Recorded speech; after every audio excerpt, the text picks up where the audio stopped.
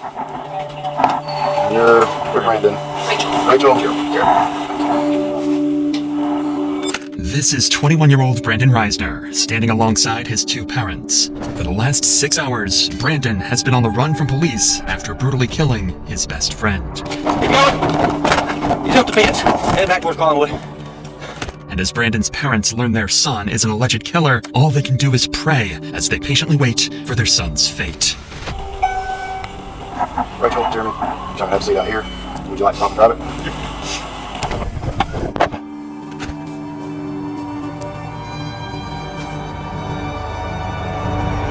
Cold November morning in 2022, a ditched Toyota Prius would be discovered by officers in Rome, Georgia. There's nothing. That's what I was looking for. There's nothing.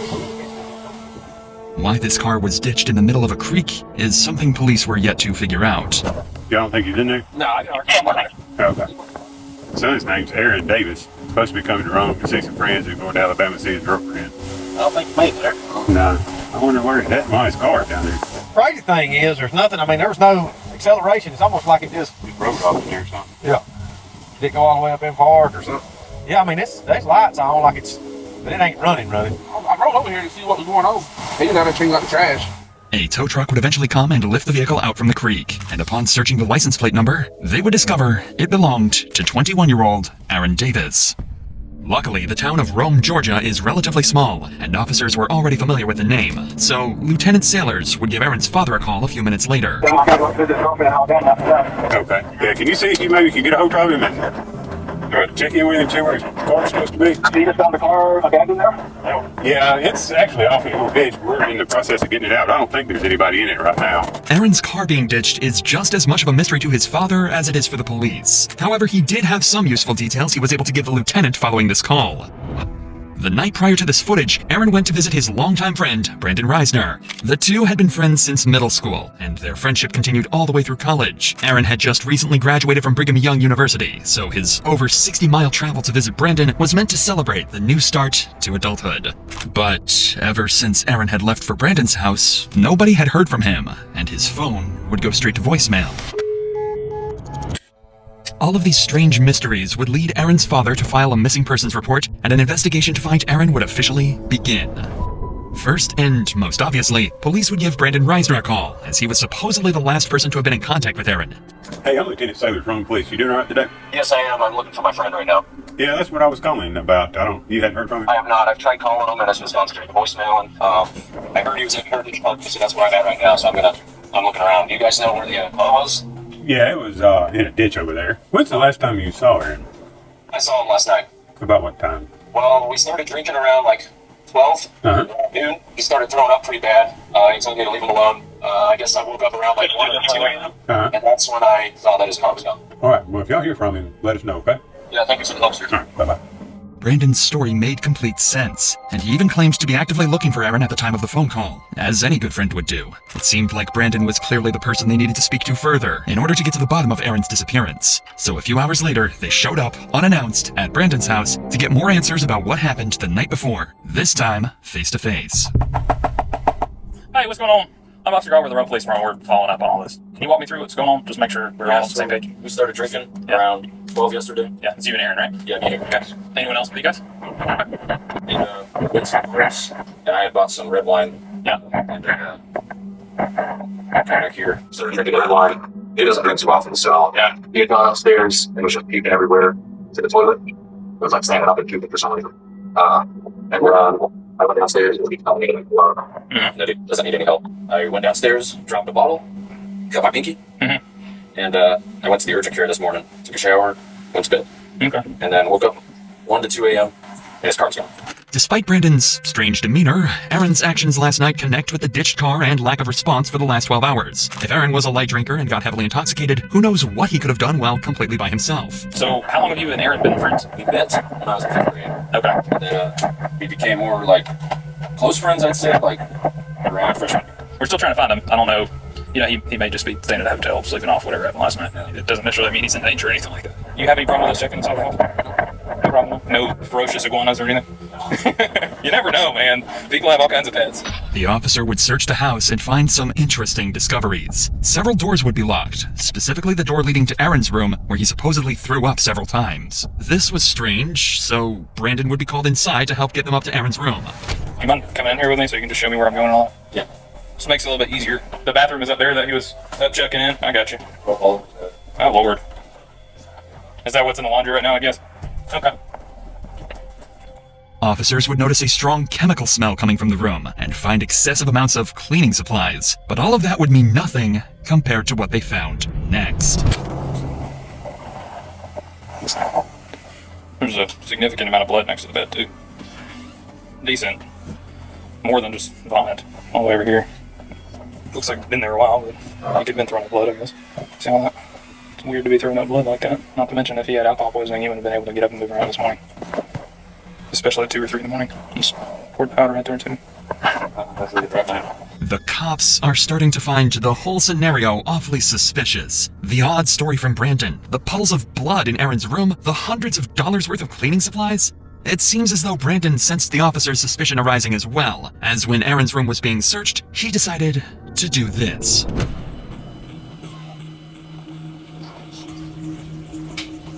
Oh, my knees.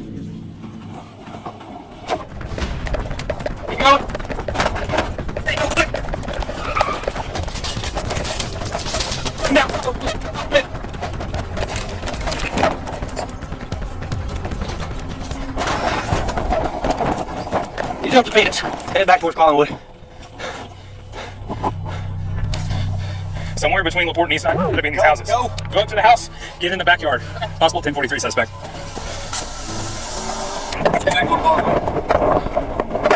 Run back toward 8. Give me more units. Unfortunately, officers lost sight of Brandon. He officially managed to escape the police, at least for now. Desperate for any leads that might aid in finding Brandon, police began going door to door around the neighborhood, questioning witnesses who might have caught a glimpse of where he had fled. During this effort, one officer encountered a neighbor who happened to be on a call with Brandon's father, Jeremy. Quickly, the officer took the phone to speak with him directly.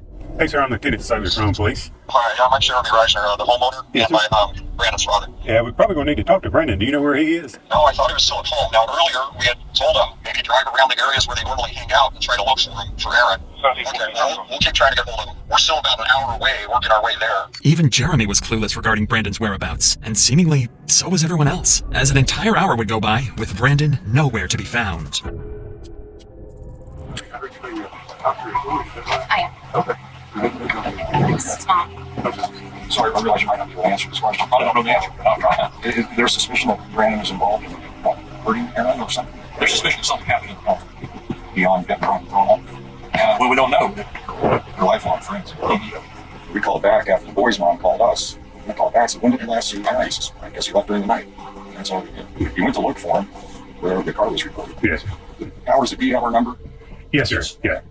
While trying his best to assist the police with the investigation, Jeremy would return to his house, where he discovered Brandon's phone. Up until that point, Jeremy had been doing everything he could to help the police track down his son. However, after finding the phone, his cooperation came to a sudden stop. He refused to hand the phone over, leaving police to wonder, had he seen something on it, or was he hiding something far more unsettling? But before we get to that, Jeremy is not alone in facing a tragedy. Unfortunately, it can happen to any of us. Take Yvette Torres. She was walking home from work in Philadelphia when a truck struck her without warning. Morgan & Morgan fought for her in court and won her nearly $12 million.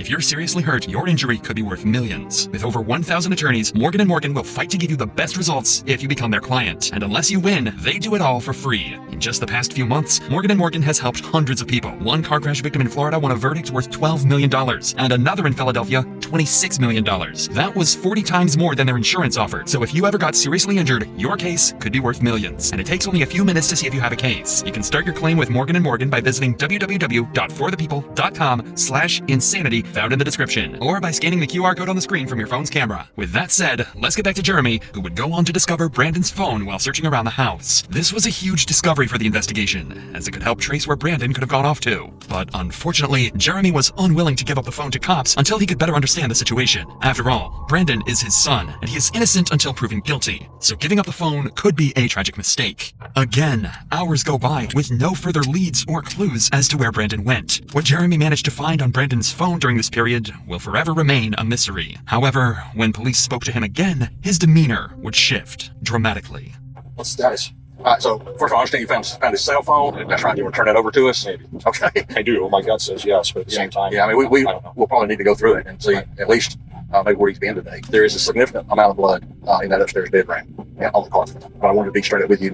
No, not to find that. Okay? I appreciate that. Do you have a warrant that would include the phone? No, we'd have to get one at some point. So we could go into it without that. So Some text back and forth. maybe something else. You know, and that's him. You know, but I can't promise you that. I don't know. No, I know. You know, while I was in there, so I want to. I'm just as a as a father, I understand that. all right. Well, yeah, I'm gonna keep walking. Something had changed. Whatever was on that phone had to be disturbing, and the officer seemed to have caught on to this as well. Because he doesn't know what's going on. But he seemed a little shocked that we're at his house. You know, he seemed respectful in the sense that he was okay with us being at his house and doing what we needed to do. I can really get a feel for him.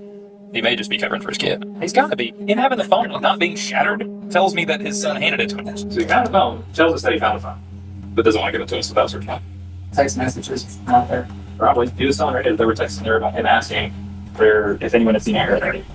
I wonder if this text were sent since we've been here, though. These officers were spot on with their theory. On the phone, Brandon would leave an array of horrifying notes, such as, his scream became a gargle as he swallowed his tongue. I like dark places where my mind melts. It feels so good and I feel so cool. My brain's a waterfall running out of my nose like drool. I can turn myself on in the blink of an eye. They notified me as the smartest man alive. Additionally, he would leave a to-do list following the murder of Aaron. 1. Schedule last 3 songs. This was in reference to his YouTube channel where he would post his music. 2. Vacuum. 3. Laundry. 4. Shower in my shower. 5. Take bath. Tomorrow.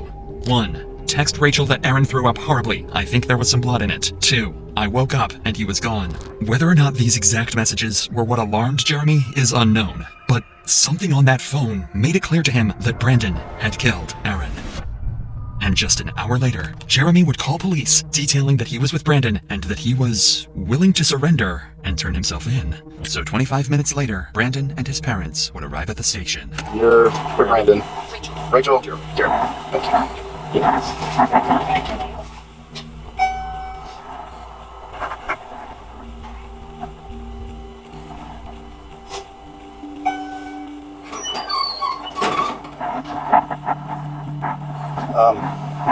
Rachel, Jeremy, y'all have a seat out here. I'm gonna take him back there and we'll talk, man. Would you like to talk about it? You need to send somebody out there for the body. Okay. I'll be right back out with you, okay?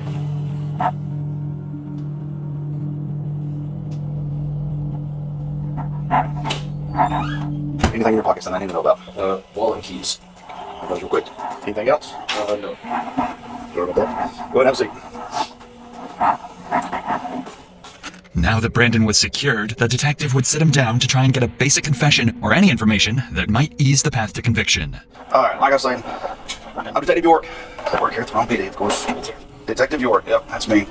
So before we get started, that's the paperwork you gotta fill out. The detective would start the interview by getting Brandon's basic information and contact addresses. So I'm gonna read you some stuff before we get started, okay? You have the right to remain silent. You have the right to talk to a lawyer for advice before you are asked questions and have him with you during questioning. I would like to. You would like a lawyer. Okay. All right, sit tight for just a minute. Brandon was smart. He knows nothing he says in the interrogation room will go on to help him in court, so he decides to keep his mouth shut. While this is unfortunate for the detective, Brandon's parents are more than willing to have a discussion with him, so instead, he turns his attention over to them to try and get the information that he's looking for.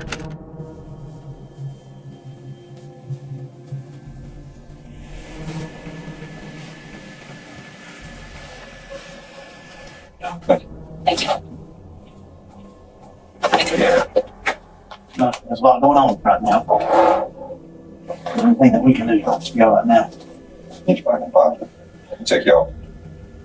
Try to show you. I can try to show you You can try to show us the general area. Okay.